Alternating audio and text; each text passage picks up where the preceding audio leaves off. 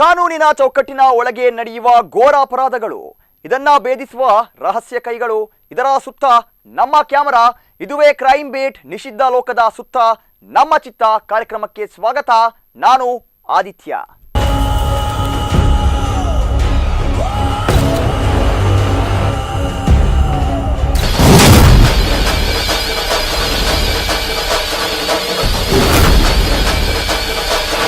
ಆತ ದೇವಸ್ಥಾನವೊಂದರ ಪ್ರಧಾನ ಅರ್ಚಕ. ತಾನಾಯಿತು ತನ್ನ ಕೆಲಸವಾಯಿತು ಅಂತ ದೇವಸ್ಥಾನದ ಪೂಜಾ ಕಾರ್ಯಗಳನ್ನ ಮಾಡಿಕೊಂಡಿದ್ದ. ದಿನನಿತ್ಯ ಪೂಜೆ, ಮಂಗಳಾರತಿ, ಪ್ರಸಾದ ವಿತರಣೆ ಮಾಡುತ್ತಾ ಕಷ್ಟದಲ್ಲಿರುವವರ ಅರ್ಥನಾದಕ್ಕೆ ಸ್ಪಂದಿಸ್ತಾ ಇದ್ದ. ಅಜಾತ ಶತ್ರು ಪ್ರತಿಯೊಬ್ಬರ ಕಷ್ಟಕ್ಕೂ ಸ್ಪಂದಿಸ್ತಾ ಇದ್ದ ಅರ್ಚಕರು ಕೊಲೆಯಾಗಿ ಹೋಗ್ತಾರೆ. ರೌದ್ರ ನರ್ತನಕ್ಕೆ ತಲೆ ಕೊಡ್ತಾರೆ. ವಿಧಿಯ ಕೈವಾಡದಿಂದ ಎಲ್ಲೋ ಕಳೆದು ಹೋಗಿ ನಂತರ ಮತ್ತೆಲ್ಲೋ ಬರ್ಬರವಾಗಿ ನರಳಿ ಕೊಲೆಯಾಗಿದ್ದಾರೆ. ಇಂತಹ ಕೊಲೆಯನ್ನ ಉತ್ತರ ಕನ್ನಡ ಹಿಂದೆಂದೂ ಕಂಡಿರಲಿಲ್ಲ.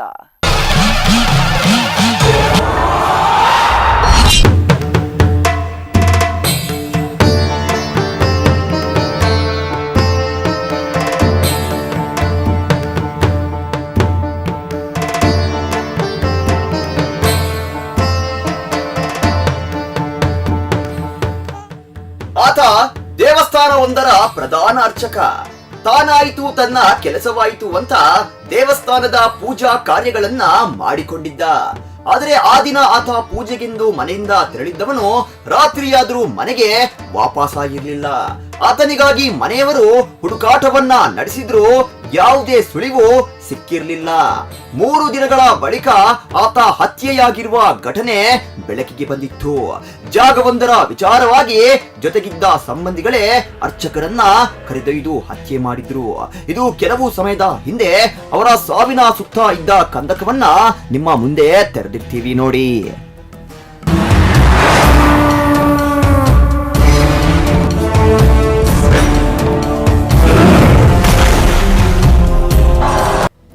ಒಂದೆಡೆ ನೆಲದಲ್ಲಿ ಹೂತು ಹಾಕಿರುವ ಶವವನ್ನ ಮೇಲಕ್ಕೆತ್ತುತ್ತಿರುವ ಪೊಲೀಸರು, ಇನ್ನೊಂದೆಡೆ ಶವದ ಎದುರು ಮುಗಿಲು ಮುಟ್ಟಿತ್ತು ಸಂಬಂಧಿಕರ ಆಕ್ರಂದನ. ಮತ್ತೊಂದೆಡೆ ಶವ ಹೂತು ಹಾಕಿರುವ ಜಾಗವನ್ನ ವೀಕ್ಷಿಸಲು ಮುಗಿ ಬಿದ್ದಿರುವ ಜನರು. ಈ ದೃಶ್ಯಗಳು ಕಂಡು ಬಂದಿದ್ದು ಉತ್ತರ ಕನ್ನಡ ಜಿಲ್ಲೆಯ ಕುಮಟಾ ತಾಲೂಕಿನ ಕೂಜಳ್ಳಿ ಗ್ರಾಮದಲ್ಲಿ. ಹೌದು, ಜಾಗವೊಂದರ ವಿಚಾರವಾಗಿ ವ್ಯಕ್ತಿಯೋರ್ವನ ಹತ್ಯೆ ನಡೆದಿತ್ತು. ಈ ರೀತಿ ಹತ್ಯೆಯಾಗಿರೋದು ದೇವಸ್ಥಾನವೊಂದರ ಪಾಪದ ಅರ್ಚಕ ಅಂದ್ರೆ ನೀವು ನಂಬಲೇಬೇಕು.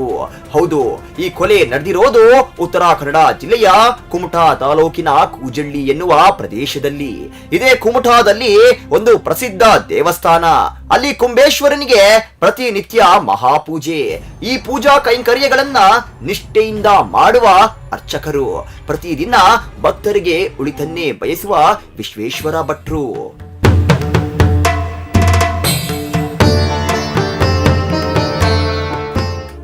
ಹೀಗೆ ಶವವಾಗಿ ಮಲಗಿರೋದು ಕುಮಟಾ ಪಟ್ಟಣದ ಬಸ್ತಿ ಪೇಟೆಯಲ್ಲಿರುವ ಕುಂಬೇಶ್ವರ ದೇವಸ್ಥಾನದ ಪ್ರಧಾನ ಅರ್ಚಕ ವಿಶ್ವೇಶ್ವರ ಭಟ್. ಕೊಲೆಯಾಗುವ 3 ದಿನಗಳ ಹಿಂದೆ ನಾಪತ್ತೆಯಾಗಿದ್ದ ಅರ್ಚಕ ಕೊನೆಗೆ ಪತ್ತೆಯಾಗಿದ್ದು ಶವವಾಗಿ.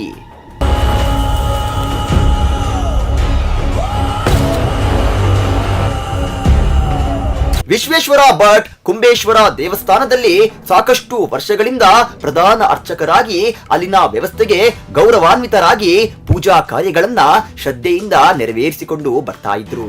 ಸಾತ್ವಿಕ ವ್ಯಕ್ತಿತ್ವದಿಂದ ಊರಿನಲ್ಲಿ ಒಂದು ಮಟ್ಟಿನ ಘನತೆ, ಗಾಂಭೀರ್ಯವನ್ನ ಬೆಳೆಸಿಕೊಂಡಿದ್ರು. ಆದರೆ ಕೊಲೆಯಾಗುವ 3 ದಿನಗಳ ಹಿಂದೆ ದೇವಸ್ಥಾನ ಪೂಜೆ ಪುನಸ್ಕಾರಗಳನ್ನ ಭಕ್ತಿ ಶ್ರದ್ಧೆಯಿಂದ ಮಾಡಿ ಮನೆಗೆ ಬಂದು ಊಟವನ್ನು ಸಹ ಮಾಡಿದ್ರು. ನಂತರ ಜಾಗವೊಂದರ ಶುದ್ಧೀಕರಣ ಪೂಜೆಗೆಂದು ಮನೆಯಿಂದ ಸಂಜೆ ವೇಳೆಗೆ ತೆರಳಿದ್ದವರು ರಾತ್ರಿಯಾದ್ರೂ ಮನೆಗೆ ವಾಪಸ್ಸಾಗಿರ್ಲಿಲ್ಲ. ಆತಂಕಗೊಂಡ ಮನೆಯವರು ರಾತ್ರಿಯವರೆಗೆ ವಿಶ್ವೇಶ್ವರ ಭಟ್ಗಾಗಿ ಹುಡುಕಾಟವನ್ನು ನಡೆಸಿದ್ರು. ಮನೆಯಿಂದ ಹೊರಗೆ ಹೋದ ನಂತರ ಕತ್ತಲೆಯಾಗುವ ಮೊದಲೇ ಮನೆಗೆ ಬರ್ತಾ ಇದ್ದ ಅರ್ಚಕರು ಅವತ್ತಿನ ದಿನ ಮಾತ್ರ ಎಷ್ಟು ಹೊತ್ತಾದ್ರೂ ಮನೆಗೆ ಬರಲೇ ಇಲ್ಲ. ಮನೆಯವರು ಸಂಬಂಧಿಕರನ್ನ ವಿಚಾರಿಸಿದ್ರು, ಸ್ನೇಹಿತರನ್ನ ವಿಚಾರಿಸಿದ್ರು. ಅವರು ಪ್ರತಿದಿನ ಓಡಾಡುವ ಜಾಗಗಳಲ್ಲಿ ಕರೆ ಮಾಡಿ ವಿಚಾರಿಸಿದ್ರು. ಏನು ಉಪಯೋಗ ಆಗ್ಲೇ ಇಲ್ಲ. ಆ ಊರಿನಲ್ಲಿ ಕಾಣಿಸದೆ ಏಕಾಏಕಿ ಎಲ್ಲೋಗಿದ್ದಾರೆ ಎನ್ನುವ ಪ್ರಶ್ನೆ, ಅನುಮಾನ ಮನೆಯವರನ್ನ, ಜನರನ್ನ ಕಾಡತೊಡಗಿತ್ತು.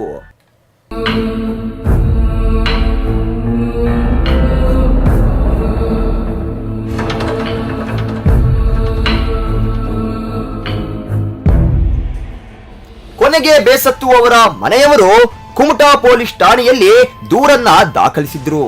ದೇವಸ್ಥಾನದ ಅರ್ಚಕರಾಗಿದ್ದ ವಿಶ್ವೇಶ್ವರ ಭಟ್ ಎಲ್ಲರೊಂದಿಗೂ ಉತ್ತಮ ಸಂಬಂಧವನ್ನ ಹೊಂದಿದ್ದು ಯಾರೊಂದಿಗೂ ಕಾಂಟ್ರವರ್ಸಿಯನ್ನ ಮಾಡಿಕೊಂಡಿರಲಿಲ್ಲ.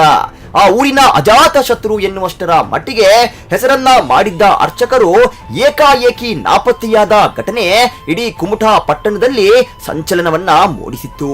ಕುಮಟಾದ ಗಲ್ಲಿ ಗಲ್ಲಿಯಲ್ಲೂ ಅರ್ಚಕರದ್ದೇ ವಿಷಯ. ಎಲ್ಲಿಗೆ ಹೋಗಿದ್ದಾರೆ, ಏನಾಗಿದ್ದಾರೆ, ಯಾರ ಮನೆಗೆ ಹೋಗಿದ್ದಾರೆ ಎನ್ನುವ ಅನುಮಾನದ ಮುಂದೆ ಬೇರೆಲ್ಲ ವಿಷಯವೂ ಆ ಊರಿನ ಜನರಿಗೆ ನಗಣ್ಯವಾಗಿತ್ತು. ಅದೂ ಅಲ್ಲದೆ 3 ದಿನಗಳಾದರೂ ಸಹ ನಾಪತ್ತೆಯಾದ ಅರ್ಚಕರ ಸುಳಿವೇ ಸಿಕ್ಕಿರದ ಹಿನ್ನೆಲೆ ವಿಶ್ವೇಶ್ವರ ಭಟ್ ನಾಪತ್ತೆ ಪ್ರಕರಣ ಹಲವು ಅನುಮಾನಗಳಿಗೂ ಕಾರಣವಾಗಿತ್ತು. ಇದು ಕೊಲೆಯೋ ಅಥವಾ ಆತ್ಮಹತ್ಯೆಯೋ ಅಥವಾ ಕಿಡ್ನಾಪ್ ಆಗಿದೆಯಾ, ಇನ್ನೇನಾದ್ರೂ ಆಗಬಾರದ್ದು ಆಗಿದೆಯಾ ಎನ್ನುವ ವಿಚಾರದಲ್ಲಿ ಪೊಲೀಸರಿಗೂ ಸಹ ಗೊಂದಲಗಳು ಶುರುವಾಗಿದ್ವು. ಭಟ್ರು ಮನೆಯಿಂದ ಹೋಗಿದ್ದಾರೆ ಅಂತ ತಿಳ್ಕೊಂಡು ಮಾಹಿತಿ ಬರುತ್ತೆ. ಸೊ ಈ ಸಂಬಂಧಪಟ್ಟಂಗೆ ಅವರ ಪತ್ನಿಯವರು ಬೆಳಗ್ಗೆ ಮರುದಿನ ಬಂದು ಕಂಪ್ಲೇಂಟ್ ಕೊಡ್ತಾರೆ. ಫಸ್ಟು ಮಿಸ್ಸಿಂಗ್ ಕೇಸ್ ಆಗುತ್ತೆ. ಆಮೇಲೆ ಅದೇ ದಿವಸ ಮಧ್ಯಾಹ್ನ ಬಂದು ಮರುವಳಿಕೆ ಕೊಟ್ಟು ಇದು ಕಿಡ್ನಾಪ್ ಮಾಡ್ಕೊಂಡು ಹೋಗಿದ್ದಾರೆ ಅಂತ ಕೇಸ್ ಕೊಡ್ತಾರೆ. ಇದು ಸಂಬಂಧಪಟ್ಟಂಗೆ ಕುಮಟಾ ಸ್ಟೇಷನಲ್ಲಿ ಕೇಸ್ ರಿಜಿಸ್ಟರ್ ಆಗುತ್ತೆ. ಈ ಪ್ರಕರಣ ಸಂಬಂಧಪಟ್ಟಂಗೆ ಸ್ಪೆಷಲ್ 4 ತಂಡ ಮಾಡಿ ಬಿಡಲಾಗಿ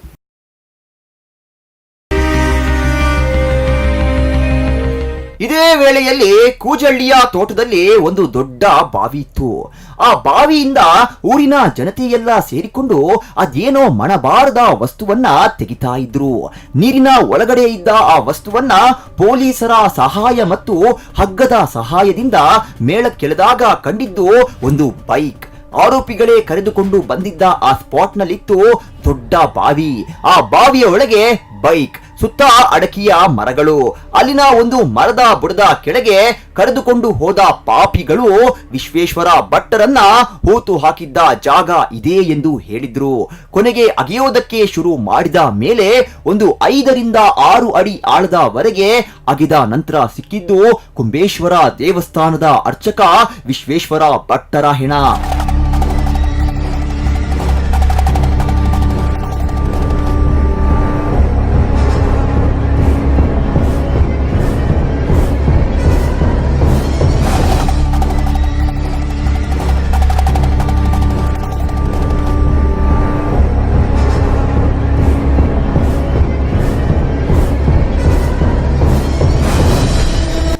ಇದೆಲ್ಲದರ ಮಧ್ಯೆ ನಿಮಗೆ ಹೇಗೆ ಪ್ಲಾನ್ ಮಾಡಿದ್ರು, ಯಾರು ಕೊಲೆ ಮಾಡಿದ್ರು ಎನ್ನುವ ಕಂಪ್ಲೀಟ್ ಮಾಹಿತಿಯನ್ನ ನೀಡ್ತೀವಿ ನೋಡಿ.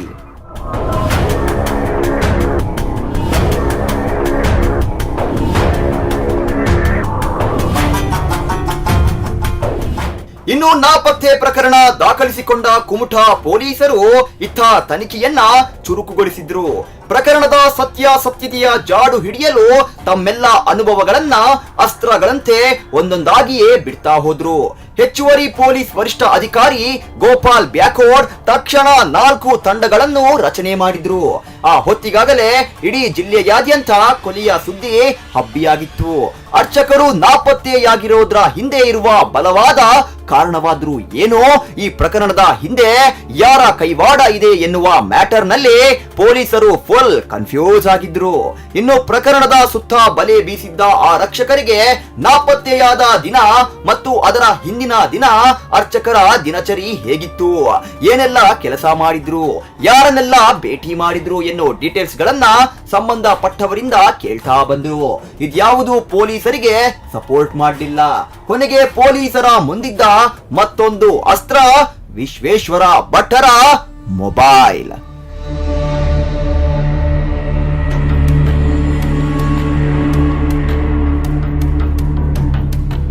ನಿಷ್ಪಾಪಿ ಅರ್ಚಕರು ಭಯಾನಕವಾಗಿ ಕೊಲೆಯಾದರು. ತೋಟದ ಮನೆ, ಬಾವಿ, ಫೋನ್ ಕಾಲ್ ಹೇಳಿತ್ತು ವಿಲಕ್ಷಣ ರಹಸ್ಯ. ಅದೇನು ಅಂತ ತೋರಿಸ್ತೀವಿ. ಅದಕ್ಕೂ ಮುನ್ನ ಕ್ರೈಮ್ ಬೀಟ್ನಲ್ಲಿ ಚಿಕ್ಕ ವಿರಾಮ.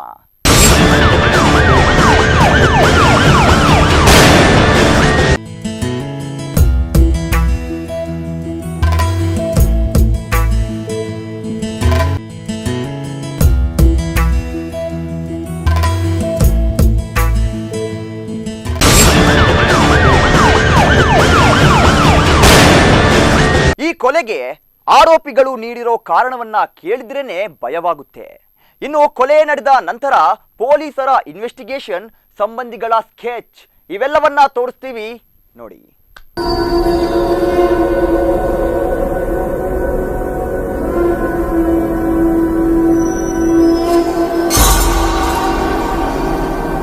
ಹೌದು, ನಾಪತ್ತೆಯಾದ ದಿನ ವಿಶ್ವೇಶ್ವರ ಭಟ್ ಮೊಬೈಲ್ಗೆ ಬಂದಿದ್ದ ಕರೆಗಳನ್ನ ಆಧರಿಸಿ ಜಾಡು ಹಿಡಿದು ಹೊರಟ ಪೊಲೀಸರಿಗೆ ಒಂದೊಂದೇ ನಗ್ನ ಸತ್ಯಗಳು ಹೊರ ಬರೋದಕ್ಕೆ ಸ್ಟಾರ್ಟ್ ಆಗುತ್ತೆ. ಇದೇ ಸುಳಿಯನ್ನ ಹಿಡಿದು ಹೊರಟ ಆರಕ್ಷಕರಿಗೆ ಸಿಕ್ಕಿದ್ದು ಕೊನೆಯ ಕರೆ ಯಾರು ಮಾಡಿದ್ರು ಅನ್ನೋದರ ಕುರಿತಾದ ಮಾಹಿತಿ. ಈ ವೇಳೆ ವಿಶ್ವೇಶ್ವರ ಭಟ್ಟರನ್ನ ಪೂಜೆಗೆ ಕರೆದೊಯ್ದ ವ್ಯಕ್ತಿಯನ್ನ ಪತ್ತೆ ಮಾಡಿದ ಪೊಲೀಸರು ಸರಿಯಾಗಿ ಆ ವ್ಯಕ್ತಿಯ ಬೆಂಡೆತ್ತಿದ ನಂತರ ಸತ್ಯ ಎಲ್ಲವನ್ನ ಕಕ್ಕಿದ್ದಾನೆ. ಭಟ್ರನ್ನ ಕರೆದುಕೊಂಡು ಹೋಗೋದಕ್ಕೆ ಇದೇ ವ್ಯಕ್ತಿ ಬಂದಿದ್ದಾನೆ. ಆದರೆ ಆತನ ಬಳಿ ಬೈಕ್ ಇರ್ಲಿಲ್ಲ. ವಿಶ್ವೇಶ್ವರ ಭಟ್ರೆ ಈತನನ್ನ ತಮ್ಮದೇ ಬೈಕ್ ನಲ್ಲಿ ಕರೆದುಕೊಂಡು ಹೋಗಿದ್ದಾರೆ. ಅದೇ ವೇಳೆ ಆ ವ್ಯಕ್ತಿ ಭಟ್ರಿಗೆ ಇಬ್ಬರು ವ್ಯಕ್ತಿಗಳ ನಂಬರ್ ಅನ್ನ ಕೊಟ್ಟಿದ್ದಾನೆ. ಅವರಿಗೆ ಸುಮಾರು 6:30 ಸುಮಾರಿಗೆ ಕರೆ ಮಾಡಿದ್ದಾರೆ ವಿಶ್ವೇಶ್ವರ ಭಟ್ಟರು. ನಂತರ 7:30ಕ್ಕೆ ಕರೆ ಮಾಡಿದಾಗ ಭಟ್ಟರು ಬೇರೆ ಕೆಲಸದಲ್ಲಿ ಬ್ಯುಸಿ ಇದ್ದಾರೆ ಎಂದು ಹೇಳಿ ಕಾಲ್ ಕಟ್ ಮಾಡಿದ್ದಾನೆ. ಇದೇ 1 ಗಂಟೆ ಅವಧಿಯಲ್ಲಿ ಏನೋ ಆಗಿರ್ಬೇಕು ಎಂದು ಪೊಲೀಸರಿಗೆ ಅನುಮಾನ ಬಂದಿತ್ತು. ಇವತ್ತಿನ ದಿವಸ ಈ ಸಂಬಂಧಪಟ್ಟಂಗೆ ಇದು ಯಾವ ರೀತಿ ಆಗಿದೆ ಅಂತ ತಿಳ್ಕೊಂಡು ಸಂಬಂಧಪಟ್ಟಂಗೆ ಇಬ್ಬರು ಆರೋಪಿಗಳು ಬಂಧಿಸಲಾಗಿದೆ. ಅವ್ರ ಸಮೇತ ಬಂದು ಇಲ್ಲಿ ಸ್ಪಾಟ್ ನೋಡಲಾಗಿ ಅವ್ರನ್ನ ಅವತ್ತೇ ಹೊಡೆದು ಇಲ್ಲಿ ಮುಚ್ಚಾಕಿರ್ತಾರೆ. ಇದೇ ವೇಳೆ ಮತ್ತೊಂದು ವಿಷಯ ಬೆಳಕಿಗೆ ಬಂದಿದೆ. ಭಟ್ರು ಪೂಜೆಗೆ ಹೊರಡುವ ವೇಳೆ ನಾನು ಬೇರೊಂದು ಪೂಜೆಗೆ ಹೊರಟಿದ್ದೇನೆ, ಅದಕ್ಕೆ ದೇವಸ್ಥಾನದ ಪೂಜೆಯನ್ನ ನೀನು ಮಾಡುವಂತ ನಂಬಿಕಸ್ಥ ವ್ಯಕ್ತಿಗೆ ದೇವರ ಪೂಜೆಯ ಜವಾಬ್ದಾರಿಯನ್ನ ವಹಿಸಿ ಹೊರಟು ಹೋಗಿದ್ರು. ಹೊರಡುವ ಮುನ್ನ ತನ್ನ ಜೊತೆಗಿರುವ ವ್ಯಕ್ತಿಯ ನಂಬರ್ ಅನ್ನು ಸಹ ಕೊಟ್ಟು ಹೋಗಿದ್ರು. ಈ ನಂಬರ್ ಪೊಲೀಸರಿಗೆ ಸಿಕ್ಕಿದೆ. ಕೂಡಲೇ ಕರೆ ಮಾಡಿದಾಗ ಆತ ಒಬ್ಬ ಹಣ್ಣಿನ ಅಂಗಡಿಯವರು ಆತನ ಬಳಿ ಕರೆ ಮಾಡುವುದಾಗಿ ಮೊಬೈಲ್ ಕೇಳಿದ್ದ ಆ ಅಪರಿಚಿತ ವ್ಯಕ್ತಿ. ಇದೆಲ್ಲ ಆದ ನಂತರ ಭಟ್ಟರ ಮೊಬೈಲ್ಗೆ ಬಂದಿದ್ದ ಕರೆಯ ಲೊಕೇಶನ್ ಅನ್ನ ಹುಡುಕಿದಾಗ ಕೂಜಳ್ಳಿ ಗ್ರಾಮದಲ್ಲಿ ಕಂಡು ಬಂದಿದೆ.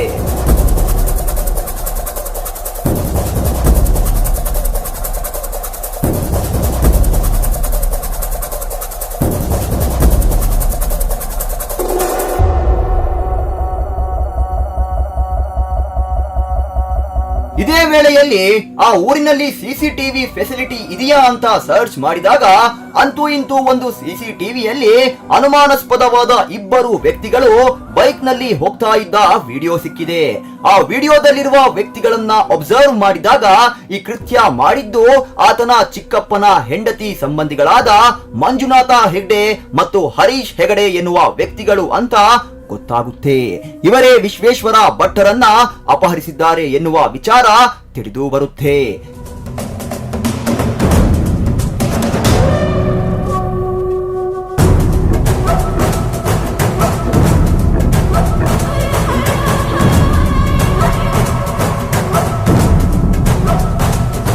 ಇದಾದ ಬಳಿಕ ಆರೋಪಿಗಳನ್ನ ವಶಕ್ಕೆ ಪಡೆದು ವಿಚಾರಣೆ ನಡೆಸಿದ ಪೊಲೀಸರಿಗೆ ವಿಶ್ವೇಶ್ವರ ಭಟ್ಟರನ್ನ ಹತ್ಯೆ ಮಾಡಿ ಕೂಜಳ್ಳಿ ಗ್ರಾಮದಲ್ಲಿರುವ ತೋಟವೊಂದರಲ್ಲಿ ಹೂತು ಹಾಕಿರುವ ವಿಚಾರವನ್ನ ಆರೋಪಿಗಳು ಬಾಯಿಬಿಟ್ಟಿದ್ದಾರೆ. ಪಿತ್ರಾರ್ಜಿತವಾಗಿ ತಂದೆಯಿಂದ ಬಂದಿರುವ ಆಸ್ತಿಯಲ್ಲಿ ಪಾಲು ನೀಡುವಂತೆ ಹಿಂದೆ ಬಿದ್ದಿದ್ದ ಚಿಕ್ಕಪ್ಪನ ಸಂಬಂಧಿಯಿಂದಲೇ ವಿಶ್ವೇಶ್ವರ ಭಟ್ ಕೊಲೆಯಾಗಿದ್ದಾಗಿ ಪೊಲೀಸ್ ಅಧಿಕಾರಿಗಳು ಮಾಹಿತಿಯನ್ನು ನೀಡಿದ್ದಾರೆ.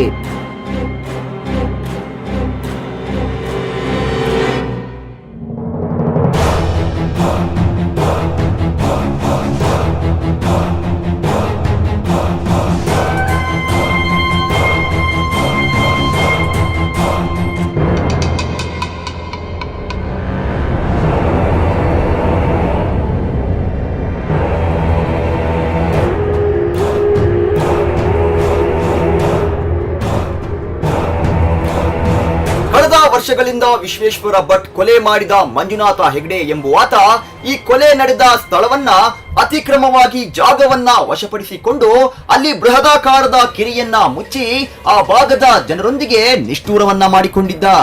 ಜಾಗದ ವಿಚಾರದಲ್ಲಿ ಸ್ಥಳೀಯರು ಆತನ ವಿರುದ್ಧ ಪ್ರತಿಭಟನೆ ಕೂಡ ಮಾಡಿದ್ರು. ನಂತರ ಪೊಲೀಸರು ಬಂದು ಆ ಜಾಗದಲ್ಲಿ ಜಾನುವಾರುಗಳಿಗೆ ನೀರು ಕುಡಿಯಲು ವ್ಯವಸ್ಥೆಯನ್ನ ಕಲ್ಪಿಸಿದ್ರು. ಸ್ಥಳೀಯರ ಸಂಪರ್ಕವಿಲ್ಲದ ಈತ ಕೂಜುಳ್ಳಿ ಭಾಗದಲ್ಲಿ ಹೀನ ಕೃತ್ಯ ಘಟನೆಯನ್ನ ನಡೆಸಿದ್ದಾನೆ. ಈ ಊರಿನಲ್ಲಿ ಇಂತಹ ಘಟನೆ ಪ್ರಥಮ ಬಾರಿಗೆ ನಡೆದಿದೆ. ಇದರಿಂದ ಅಲ್ಲಿನ ಹಿರಿಯರು ಸಾಕಷ್ಟು ನೊಂದಿದ್ದಾರೆ. ಆಸ್ತಿಗೋಸ್ಕರ ರಕ್ತ ಹಂಚಿಕೊಂಡಿರುವ ಸಂಬಂಧಿಯನ್ನೇ ಕಡಿದು ಹಾಕಿರುವುದು ವಿಲಕ್ಷಣ ವಿಕೃತ ಘಟನೆಗೆ ಸಾಕ್ಷಿಯಾಗಿದೆ. ಅಣ್ಣ ಎಷ್ಟು ವರ್ಷದಿಂದ ಇಲ್ಲಿ ಮಾಡ್ತಿದ್ರು? ಅವರು ಹುಟ್ಟಿದಾಗಿಂದ ಇಲ್ಲೇ ಇದ್ದಾರೆ. 53 ವರ್ಷ ಎಲ್ಲ ಕಡೆ ಎಲ್ಲಿ ಕರೆದವ ತುಂಬಲ್ಲಿ ಒಳ್ಳೆಯ ಗೌರವ.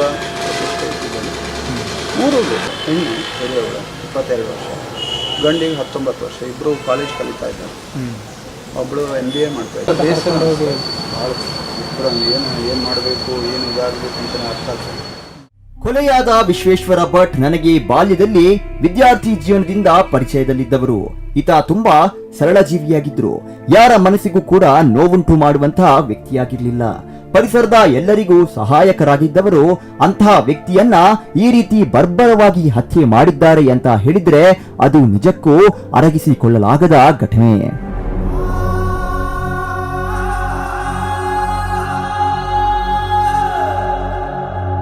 ವಿಶ್ವೇಶ್ವರ ಭಟ್ ವಾಸ ಮಾಡ್ತಾ ಇದ್ದ ಪಟ್ಟಣದ ಮುಖ್ಯ ಅಂಚೆ ಕಚೇರಿ ಎದುರಿನ ಜಾಗ ಹಾಗೂ ದೇವಸ್ಥಾನಕ್ಕೆ ಸಂಬಂಧಿಸಿದ ಒಟ್ಟು 21 ಗುಂಟೆ ಜಾಗದಲ್ಲಿ ಪಾಲು ನೀಡುವಂತೆ ಚಿಕ್ಕಪ್ಪ ಪೀಡಿಸುತ್ತಿದ್ದ ಎನ್ನಲಾಗಿದೆ. ಈ ಸಂಬಂಧ ಕೋರ್ಟ್ ಮೆಟ್ಟಿಲು ಸಹ ಏರಿದ್ದು ಚಿಕ್ಕಪ್ಪನಿಗೆ ಮಕ್ಕಳಿಲ್ಲದಿದ್ದರಿಂದ ಪ್ರಕರಣ ನ್ಯಾಯಾಲಯದಲ್ಲಿ ತೀರ್ಮಾನವಾಗಿರಲಿಲ್ಲ. ಬಳಿಕ ಚಿಕ್ಕಪ್ಪ ಹಾಗೂ ಆತನ ಪತ್ನಿ ತೀರಿ ಹೋಗಿದ್ದು ಅವರ ಸಂಬಂಧಿಗಳು ಜಾಗದಲ್ಲಿ ಪಾಲು ನೀಡುವಂತೆ ಒತ್ತಾಯಿಸ್ತಾ ಇದ್ರು ಅಂತ ಸಂಬಂಧಿಗಳು ಮಾಹಿತಿಯನ್ನ ನೀಡಿದ್ದಾರೆ. ಒಟ್ಟಾರೆ ತೀವ್ರ ಕುತೂಹಲಕ್ಕೆ ಕಾರಣವಾಗಿದ್ದ ಅರ್ಚಕರ ನಾಪತ್ತೆ ಪ್ರಕರಣವನ್ನ ಪೊಲೀಸರು ಕೊನೆಗೂ ಭೇದಿಸುವಲ್ಲಿ ಯಶಸ್ವಿಯಾಗಿದ್ದಾರೆ.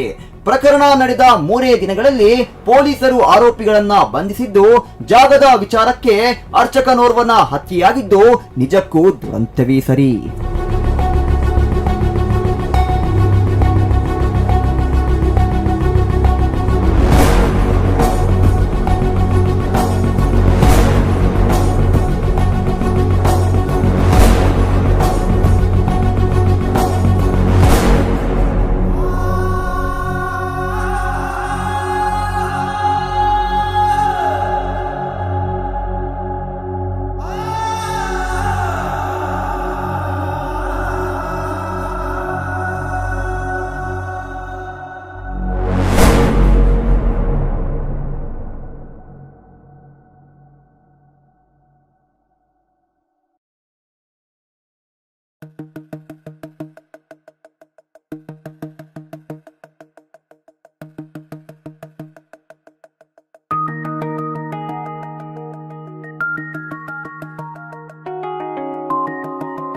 ವೀಕ್ಷಕರೇ, ಇದು ವಿಶ್ವೇಶ್ವರ ಭಟ್ಟರ ಕೊಲೆಯ ಹಿಂದಿನ ಸತ್ಯಾಸತ್ಯತೆ. ಕೊಲೆ ಮಾಡಿದವರು ಉಲ್ಟಾ ಪಲ್ಟವಾಗಿ ಜೈಲಿನ ಕಂಬಿಯನ್ನ ಎಣಿಸ್ತಾ ಇದ್ದಾರೆ. ಏನೋ ಮಾಡದ ಅಮಾಯಕ ವ್ಯಕ್ತಿಯ ಬದುಕು ಮಾತ್ರ ಅಂತ್ಯವಾಗಿದೆ. ಇತ್ತ ಕಡೆ ದುರಾಸೆಯ ಕೊನೆಯ ಹಂತವನ್ನ ತಲುಪಿ ಸಂಬಂಧಿಗಳಾದ ಮಂಜುನಾಥ ಹೆಗ್ಡೆ ಮತ್ತು ಹರೀಶ್ ಹೆಗ್ಡೆ ಶಿಕ್ಷೆಯನ್ನ ಅನುಭವಿಸ್ತಾ ಇದ್ದಾರೆ. ಇದೇ ಈ ಹೊತ್ತಿನ ವಿಶೇಷ. ನಿರಂತರ ಸುದ್ದಿ ಮತ್ತು ಮನೋರಂಜನೆಗಾಗಿ ನೋಡ್ತಾ ಇರಿ ಸ್ಪಂದನ.